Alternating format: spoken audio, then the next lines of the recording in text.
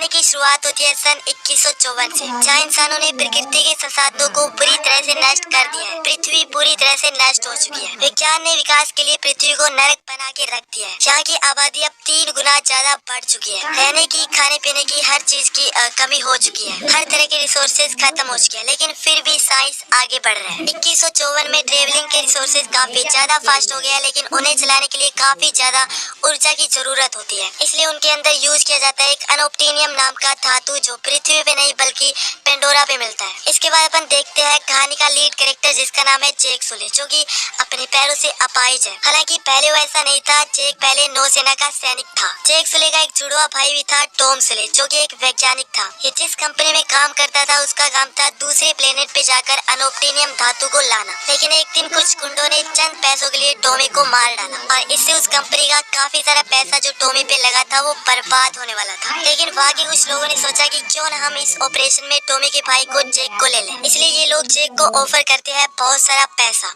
और वो पैसों के लालच में उनके साथ काम करने के लिए राजी हो जाता है। और अब होती है असली कहानी शुरू। यहाँ से कहानी आगे बढ़ती है 5 साल 9 महीने और 22 दिन। इतने सालों का लंबा सफर जैक एक यान में हाइबरनेशन स्लीप में बिताता है। स्लीप में होने से जैक की बॉडी पे कोई फर्क नहीं पड़ता। वो जिस एज से पृथ्वी पे यहाँ पे आया था आज भी उसकी वही उम्र है। और यहाँ पे जैक अकेला नहीं बल्कि उसके साथ उसके बहुत सारे सोल्जर साथी थे, जो कि पृथ्वी से ही उठाए गए थे पैसों का लालच देकर। फाइनली ये लोग पेंडोरा पे पहुँच जाते हैं, जहाँ पे सीनियर उन्हें बताते हैं कि यहाँ की हवा तुम्हारी जान ले सकती है, इसलिए तुमको हर वक्त मास्क लगाकर रखना है। यहाँ पे कहानी का मेन विलेन आता है क्वेरेज। क्वेरेज उनको बताता है कि मैंने आज तक बहुत सारे अभियानों में हिस्सा लिया है, मगर आज तक मुझे एक खरोंच तक नहीं आई। लेकिन जैसे मैं यहाँ पेंडोरा पे आया तो एक नए सैनिक की तरह जख्मी हो गया। और जैसा आपने सोचा था पेंडोरा वैसा बिल्कुल नहीं है। यहाँ की आबो हवा, यहाँ का नेचर, यहाँ के क्रिएचर बिल्कुल पृथ्वी से अलग है। अगर जिंदा रहना चाहते हो तो मेरे रूल्स को फॉलो करना, क्योंकि मेरा काम है लोगों की जिंदगियाँ बचाना। इस अभियान के खत्म होने तक आपको जिंदा घर लौटाना। मैं आप सभी को तो जिंदा बचा नहीं पाऊंगा, इसलिए आपको मेरा साथ देना होगा इस पेंडोरा पे अपना जीवन जीने के लिए। इसके बाद जैक की मुलाकात नोरम से होती है, जो कि एक साइंटिस्ट था, जिसका काम था अवतार बनकर पेंडोरा के लोगों के बीच में रहना। दरअसल पेंडोरा के लोगों को नावी कहा जाता है और इंसानों और नावी के लोगों से डीएनए बनाकर एक अवतार तैयार किया जाता है। इसके बाद जैक की मुलाकात सभी साइंटिस्ट के लीडर से होती है, जिसका नाम है ग्रेस ऑगस्टीन। काफी समय से नावियों के साथ रहकर उन्हें पढ़ना लिखना सिखाती है ग्रेस, ताकि नावी पृथ्वी की भाषा सीख पाए और उनका काम और भी आसान हो जाए। और जब वो जैक को देखती है तो काफी गुस्सा हो जाती है, क्योंकि उसे एक अपाहिज की नहीं बल्कि एक साइंटिस्ट की जरूरत थी। पार्कर उसे समझाता है कि हमारा काम सिर्फ अनोप्टिनियम को पाना है, जिसके 1 किलो की कीमत दुनिया में 100 करोड़ से भी ज्यादा है। और इस अभियान का खर्चा, ऑपरेशन का खर्चा और साथ ही तुम्हारे साइंटिफिक का खर्चा यहीं से तो आ रहा है। इसलिए हमें सिर्फ अपने काम पे फोकस करना चाहिए और तुम्हें तो खुश होना चाहिए कि इतने सारे साइंटिस्ट के बीच तुम्हें एक नौसैनिक मिला है जो तुम्हें मुसीबत में बचा सकता है। हालांकि ग्रेस इसके खिलाफ थी, लेकिन फाइनली पार्कर के समझाने से वो मान जाती है। और इसके बाद जैक की बॉडी को अवतार में तब्दील करने का काम शुरू होता है। जैक के दिमाग को अवतार से कनेक्ट कर दिया जाता है और फाइनली जैक अवतार बन जाता है और वो पूरा का पूरा एक बड़े शरीर का नीला आदमी बन चुका है। वो अपाहिज था, इसलिए खड़ा होने पे उसे काफी मजा आता है, इसलिए आज वो चलने का एक्सपीरियंस कर रहा है। साइंटिस्ट उसे बैठने के लिए कहते हैं, लेकिन वो खुशी से पागल हो जाता है, इसलिए वो अपने पैरों से असली मजा उठाने के लिए बाहर जाता है। वो हर पल को एंजॉय करता है, क्योंकि आज तक उसने कभी ऐसा महसूस ही नहीं किया। एक दिन क्वेरेज जैक को अपने पास बुलाता है और उसे कहता है कि मैंने तुम्हारा रिकॉर्ड मंगवाया था,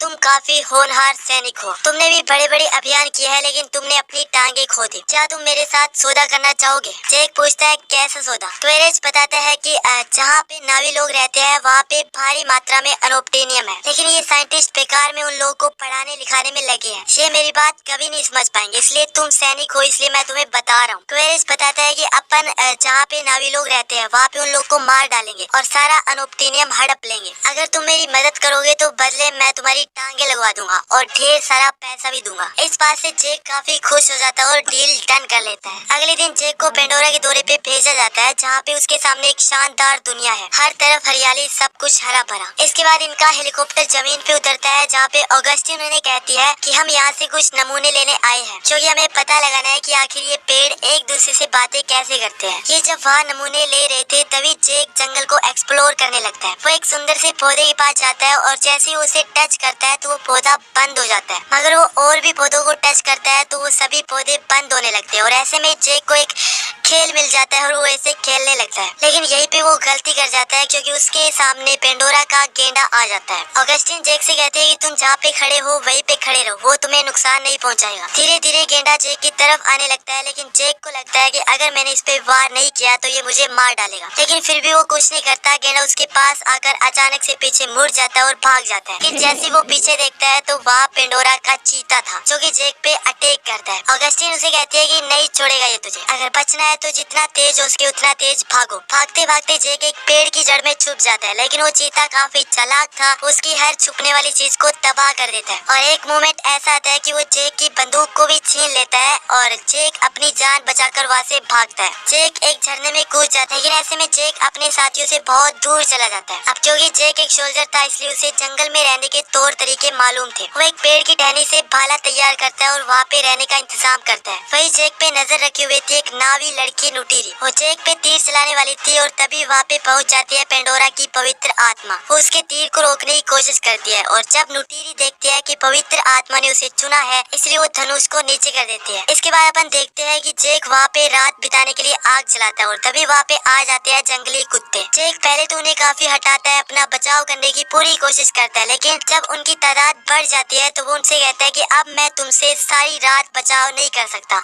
आओ मुझसे लड़ो। और ऐसे में जेक एक एक करके काफी सारे कुत्तों को मजा चखाता है, लेकिन एक बड़ा जंगली कुत्ता जेक पे हमला करता है और तभी वहाँ पे पहुँच जाती है नुटीरी। वो जेक को उस कुत्ते से बचाती है और ये दोनों मिलकर इन कुत्तों को वहाँ से भगा देते हैं। लेकिन इसी बीच एक कुत्ता घायल हो जाता है। नुटीरी उसके दर्द को दूर करने के लिए उसे मार देती है और भगवान से प्रार्थना करती है कि वो उसकी आत्मा को शांति दे। जेक उसका शुक्रिया अदा करता है। वो कहता है कि अगर तुम ना होते तो मेरी जान चली जाती, लेकिन नुटीरी उससे कहती है कि दूर रहो मुझसे बात करने की कोशिश भी मत करो, अगर आज तुम ना होते तो इस बेजुबान की जान नहीं जाती। जेक कहते हैं कि पहले मैंने नहीं इन्होंने शुरुआत की थी और अगर तुम्हें इनकी इतनी परवाह थी तो मुझे बचाए क्यों। नुटीरी कहती है कि मैंने तुम्हारी मदद इसलिए की क्योंकि पवित्र आत्माओं ने तुम्हें चुना था। ये दोनों बात कर ही रहे थे तभी वहाँ पे बहुत सारी पवित्र आत्माएं जेक के शरीर पे आके बैठ जाती है, जिससे जेक के घाव भी ठीक हो जाते हैं। और ये दोनों जेक और नुटीरी दोनों हैरान थे। नुटीरी जेक से कहती है कि तुम मेरे साथ चलो, लेकिन तभी उनके सामने नुटीरी के कबीले के लोग आ जाते हैं और वो उनसे पूछते हैं कि कौन है ये, जितना जल्दी हो सके हमें इससे सरदार के सामने पेश करना चाहिए। और यहाँ से ये लोग जेक को पकड़ के सरदार इतुगान के पास ले जाते हैं। सरदार की पत्नी उससे पूछती है कि तुम्हारा मकसद क्या है, तुम यहाँ पे क्यों आए हो, आसमानी लोगों को यहाँ पे आना मना है। जेक कहता है कि मैं उनमें से नहीं हूँ, आप में से हूँ। लेकिन सरदार की पत्नी कहती है कि तुमसे पहले भी एक ग्रेस नाम की औरत यहाँ पे आई थी, उसने हमें पढ़ाया लिखाया, लेकिन बाद में हम पे गोलियां चलाई और वो लोग हमारा पवित्र पत्थर चुरा कर ले गए। जेक कहता है कि नहीं, मैं उनके जैसा नहीं हूँ, मैं आप में से हूँ, मैं आपकी तरह बनना चाहता हूँ, आप जैसे शिकार करते हैं वैसे शिकार सीखना चाहता हूँ। जेक इन बातों को सुनकर फाइनली सरदार इतुगान डिसाइड करते हैं कि वो जेक को अब अपनी तरह बनाएंगे, उसे वो सब कुछ सिखाएंगे जो एक नावी सीखता है और इसका जिम्मा वो नुटीरी को ही सौंपते हैं। पहले तो वो उसे वहाँ के कपड़े पहनाते हैं, खाना खिलाते हैं और फिर उसे एक बड़े कुल वृक्ष में सुला देते हैं और जैसे ही वो सोता है वो अपने इंसानी रूप में जाग जाता है। सभी उसे देखकर काफी हैरान थे। वो उससे पूछते हैं कि तुम आखिर रात भर जिंदा कैसे रहे। तब जेक अपना पूरा एक्सपीरियंस उनके साथ शेयर करता है। वो कहता है कि अब मैं उनके साथ जुड़ चुका हूँ, उनके साथ रह रहा हूँ, वो अपने तौर तरीके मुझे सिखा भी रहे हैं और इस बात से उनकी सारी टीम जेक से बहुत खुश होती है। वही दूसरी तरफ क्वेरीज उसे बुलाता है और कहता है कि तुम्हारा काम उनके साथ घुल मिलकर रहना नहीं है, बल्कि तुम्हारा काम है उन तक एक संदेश पहुँचाना। मैं चाहता हूँ कि तुम उन सभी लोगों को आगाह करो कि तुम्हारे पास बहुत ही कम समय है और जितना जल्दी हो सके इस पेड़ को खाली करो, क्योंकि यहीं पर हम माइनिंग का काम शुरू करेंगे और वो पत्थर ढूंढेंगे। और अगर उन लोगों ने मेरी बात नहीं मानी तो मेरे पास दूसरा तरीका भी है, उन सबको बंदूकों से खदेड़ना। जेक उसे रोकता है और कहता है कि अब मैं भी उनमें से एक होने वाला हूँ, क्योंकि वो मुझे अपने रीति रिवाज सिखा रहे हैं। अगर आप मुझे मौका दे तो मैं उनमें से एक बनकर उनका विश्वास जीत लूंगा और एक पल ऐसा आएगा कि वो सभी मेरी बात मानेंगे। मैं आपको आपकी बंदूकों को यूज करने का मौका नहीं देना चाहता, इसलिए आप मुझे टाइम दे और मुझ पे विश्वास करें। जेक अब हर रोज नुटीरी के साथ मिलकर नई नई चीजें सीखता है कि किस तरीके से शिकार किया जाता है, किस तरीके से पेड़ों पे झूला जाता है, किस तरीके से उनका खाना पीना होता है, किस तरीके की उनमें बातें होती है। धीरे धीरे जेक की टांगे मजबूत होने लगती है है और अब जैक अपनी मंजिल के बहुत करीब है। नुटीरी एक दिन जैक को घुड़सवारी के लिए लेकर जाती है। वो कहती है कि नावी बनने के लिए घुड़सवारी आना बहुत जरूरी है। तुम्हें अपना घोड़ा चुनना है और अपनी चोटी उसकी चोटी से मिला देना है, जिससे तुम्हारा और उसका मन एक हो जाएगा। ये सुनकर जैक एक घोड़े पे बैठ जाता है और अपनी चोटी से उसकी चोटी को मिलाकर दोनों के मनों को एक करने की कोशिश करता है, मगर वो घोड़ा वहाँ से बिदक जाता है, जिसकी वजह से जैक नीचे गिर जाता है और सभी उस पे हंसने लगते हैं। और अब बारी आती है असली टेस्ट की, जहाँ पर एक नावी का इकरान चुनना होता है। इकरान जो कि एक उड़ने वाला ड्रैगन होता है। एक नावी अपनी जिंदगी में सिर्फ एक इकरान को चुन सकता है और वो इकरान भी तभी तैयार होगा जब दोनों का मन एक होगा। जैक नुटीरी से पूछता है कि आखिर मुझे पता कैसे चलेगा कि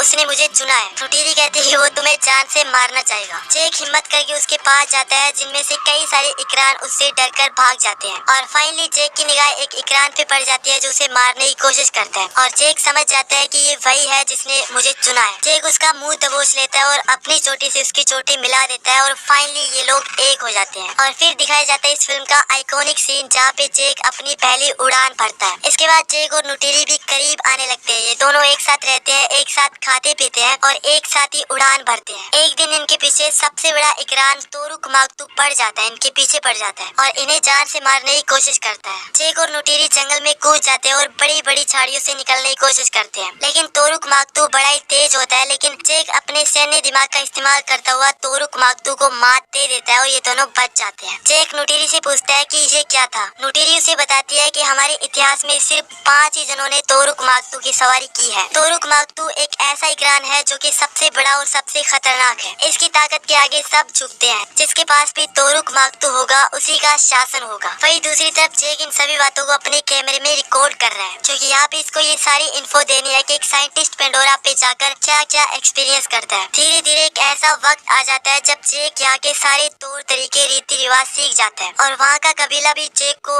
अपने में शामिल कर लेता है। इसके बाद नुटीरी उसे एक ऐसे पेड़ के पास लेकर जाती है जिसका नाम है ईवा देवी का वृक्ष। वहाँ पर काफी सारी लताएं हैं जिससे कनेक्ट होकर वो अपने पूर्वजों से बात किया करते हैं। नुटीरी उसे बताती है कि जब एक नावी अपनी सारी परीक्षाओं को पार कर लेता है तो ईवा देवी उसे वरदान देती है और अब तुम यहाँ पे अपना घर बसा सकते हो। तुम किसी एक लड़की को चुनकर उससे शादी भी कर सकते हो। ये तुम पर डिपेंड करता है कि तुम किसे चुनोगे। जैक कहता है कि मैंने तुम्हें चुन लिया है और इसके बाद ये दोनों इंटीमेट होते हैं और ये सीन सीधा कनेक्ट होता है अवतार के पार्ट 2 से। मगर इन सभी बातों के बीच जैक ये भूल गया था कि उसके 3 महीने कंप्लीट हो चुके हैं। जब अगले दिन नुटीरी की आंखें खुलती है तो उसे पता चलता है कि क्वेरेज की टीम ने उनपे हमला कर दिया है और वो बड़ी बड़ी मशीनों से और टैंक की मदद से पेड़ों को आग लगा रहे हैं, पेड़ों को हटा रहे हैं वहाँ से। लेकिन जैक ऐसा नहीं चाहता था। जैक ये जानता था कि कुल वृक्ष उनका घर है, उस पेड़ पे नवी लोग रहते हैं। अगर उस पेड़ को ही हटा दिया तो ये लोग जाएंगे कहाँ पे। और इस बात से नाराज होकर वो उनकी मशीन पे चढ़कर उनके कैमरों को तोड़ देता है। लेकिन जब क्वेरेज ये सब देखता है तो उसे बहुत गुस्सा आता है और वो जैक को उसके हाइबर स्लीप से निकालकर उसे जेल में डाल देता है और साथ ही अपनी बड़ी बड़ी मशीनों से कुल वृक्ष को नष्ट कर देता है। पूरे जंगल में आग लग जाती है और नावी अपने घर से बेघर हो जाते हैं। बहुत सारी लोग की चारे भी जाती है और इस बात से ग्रेस को भी गुस्सा आता है, मगर वो भी कुछ नहीं कर सकती क्योंकि वो भी अब जैक के साथ जेल में थी। लेकिन तभी इनकी मदद करने के लिए एक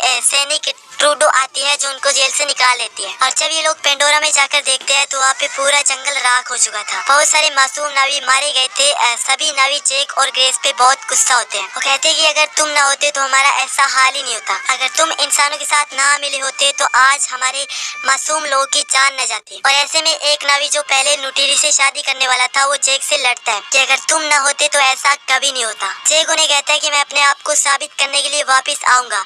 ये कहकर जैक वहाँ से चला जाता है। जैक सीधा जाता है सबसे खतरनाक इकरान तोरुक मागतू के पास, क्योंकि सभी नावियों का विश्वास जीतने के लिए उसे तोरुक मागतू की सवारी करनी है। क्योंकि अगर वो ऐसा करता है तो नावियों का विश्वास उस पर फिर से आ जाएगा और इसी विश्वास की ताकत से जैक उनका घर फिर से बसा पाएगा। और फाइनली जैक तोरुक मागतू पे सवार होकर सभी नावियों के पास आ जाता है। सभी उसे देखकर हैरान थे और उससे पूछने लगते हैं, क्योंकि ऐसा इतिहास में आज से पहले बहुत सालों पहले हुआ था। और आज जब इस बात को दोहराया गया तो सभी उसके सामने झुक जाते हैं। इसके बाद जैक वहाँ पे एक मोटिवेशनल स्पीच देता है। जैक उनसे कहता है कि उनके पास में बंदूकें हैं, मशीन गन है, बड़े बड़े रोबोट है, बहुत सारे हवाई जहाज है जिनके अंदर बड़ी बड़ी मिसाइल्स हैं। हम उनका सामना नहीं कर सकते, मगर हमारे पास हिम्मत है, ताकत है, जज्बा है, इसलिए हम उनका सामना जरूर करेंगे। हम उनसे पीछे नहीं हटेंगे। हम एक एक करके सभी नावियों के कबीलों को इकट्ठा करेंगे, उनसे अपनी रक्षा के लिए मदद मांगेंगे। वो सभी नावी जो आसमान में उड़ते हैं, वो सभी नावी जो जमीन पे रहते हैं, उनसे मदद मांगेंगे और इंसानों को बता देंगे कि वो जितनी स्पीड से यहाँ पे आए हैं उसी स्पीड में वापस चले जाएं। नई स्पीच को सुनकर सभी नावियों के अंदर जज्बा जाग जाता है और वो इस जंग के लिए तैयार हो जाते हैं। रात को जैक ईवा के पास जाता है और उनसे अपनी मदद की गुहार लगाता है। वो कहता है कि मैं जानता हूँ कि हम सभी काफी नहीं है इंसानों को हराने के लिए, क्योंकि उनके हथियारों के सामने हमारे हथियार कुछ भी नहीं है। आप मेरी बात को सुनिए ईवा देवी, मैं जानता हूँ कि आप इस पेंडोरा के हर जीव में शामिल है, चाहे वो पेड़ हो, चाहे पौधा हो, चाहे जीव जंतु, आप सभी में समाई है। आप मेरी मदद जरूर करेंगे। तभी वहाँ पे नुटीरी आ जाती है जो उससे कहती है कि ये सब बेकार है, क्योंकि ईवा सिर्फ बातें सुन सकती है, उस पर रिएक्ट नहीं कर सकती। और फिर शुरुआत होती है अगले दिन जंग की, जहाँ पे सभी सैनिक तैयार होते हैं बड़ा सारा गोला बारूद लेकर। मगर वही दूसरी तरफ जैक भी तैयार होता है अपनी जाबाज टीम को लेकर, और उसकी मदद करने के लिए पूरे पेंडोरा के भिन्न भिन्न कबीलों के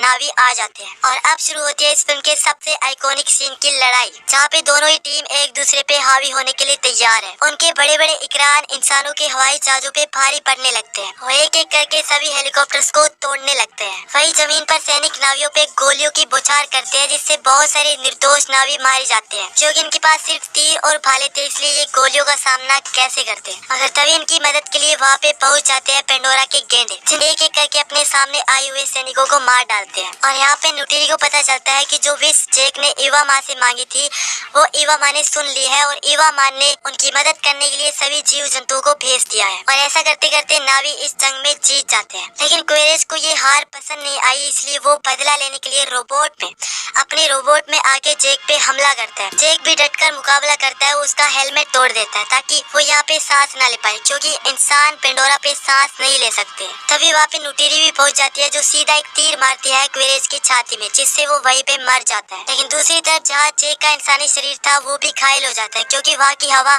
जैक को काफी नुकसान पहुँचाने लगती है। इस बात को नुटीरी समझ जाती है और वो उनके केबिन में पहुंचकर एक मास्क उसे पहना देती है, जिससे जैक की जान बच जाती है। और इंसान भी उनका पीछा छोड़कर जाने लगते हैं। सभी नाविक डिसाइड करते हैं कि अब इंसान यहाँ पे नहीं रहेंगे, यहाँ पे कोई माइनिंग का काम नहीं चलेगा, मगर कुछ लोग जो दिल के साफ है वो हमारे साथ रह सकते हैं। इसके बाद अपन जैक को आखिरी बार देखते हैं, जहाँ पे वो हमें बताता है कि मैं ये शरीर छोड़ने वाला हूँ, पेंडोरा के लोग मेरा इंतजार कर रहे हैं और मैं अपने जश्न में लेट नहीं होना चाहता। और यहाँ पे हम देखते हैं कि ईवा माँ ने जैक के इंसानी शरीर को नावी शरीर में ट्रांसफर कर दिया, यानी उसकी आत्मा को नावी शरीर में डाल दिया है। और अब जैक अपनी वाइफ नुटीरी के साथ यहाँ पे अपना खुशहाल जीवन जिएगा।